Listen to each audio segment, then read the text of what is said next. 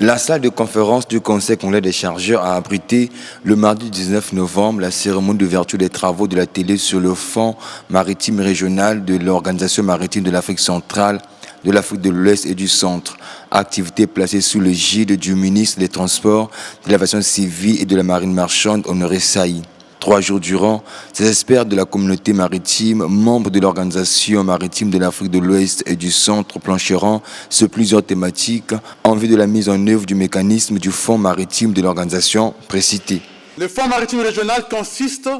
en la perception d'une commission de services sur chaque tonne de marchandises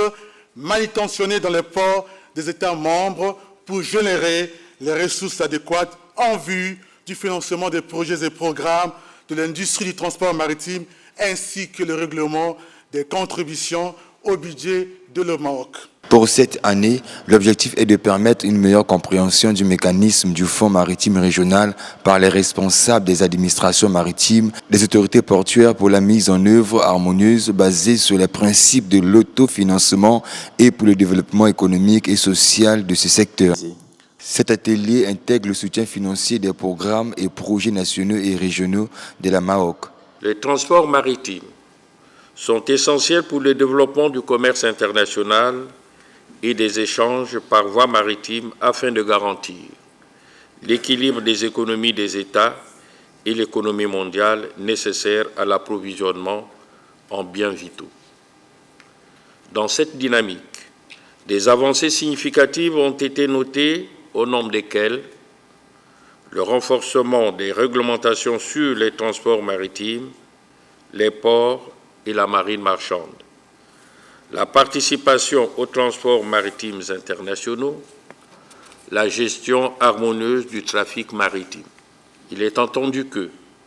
l'industrie maritime requiert la mise en place des infrastructures maritimes et portuaires modernes, ainsi que l'utilisation des technologies adaptées qui intègrent, entre autres, le transport multimodal, les nouvelles technologies de l'information,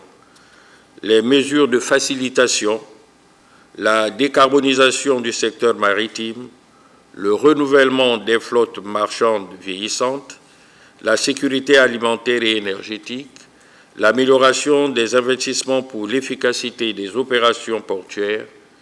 l'utilisation des documents commerciaux électroniques. Ouvert le mardi 19, les travaux visent à promouvoir le développement du transport maritime, des ports, de la marine marchande et autres activités connexes afin de rendre dynamique et prospère l'ensemble du secteur des transports. Ces travaux prendront fin le jeudi 21 novembre de cette année.